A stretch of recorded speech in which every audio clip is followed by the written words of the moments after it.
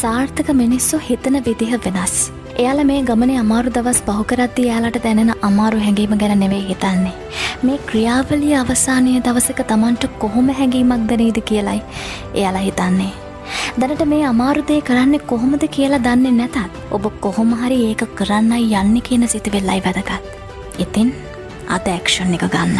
ඊතුරු හරිය මේ සාර්ථකත්වයේ ක්‍රියාවලිය හරි ලස්සනට ඔබට ගන්නයි. ඔබේ සිහින ගැන ඇහුවම hina යනවා කියලා මිනිස්සු කියයි. ඇයි ඒ? ඒගොල්ලෝ ඒගොල්ලන්ගේ හීන අතහැරපු නිසා. මතක තියාගන්න. ලොකු හීන යථාර්ථවාදී නෑ කියලා හිතන්නේ අරමුණක් නැති මිනිස්සු විතරයි. ඔබට බෑ කියලා දෙයක් නෑ. දන්නවද?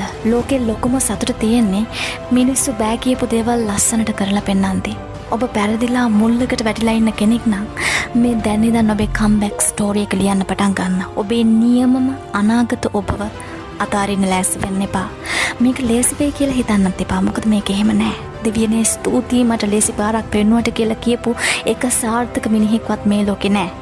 සාර්ථකත්වය කියන්නේ ඔබේ සියලුම බලාපොරොත්තු සුන්වීම් වලින් ඔබ සර්වයිව් වුණාට පස්සේ සිද්ධ වෙන දෙයට. ඉතින් හෙටින් පස්සේ එන හොඳම දවස් වෙනුවෙන් අද වගේ දවස් ඔබට නරකම විදියට දැනෙද්දිත් වැඩ කරන්න.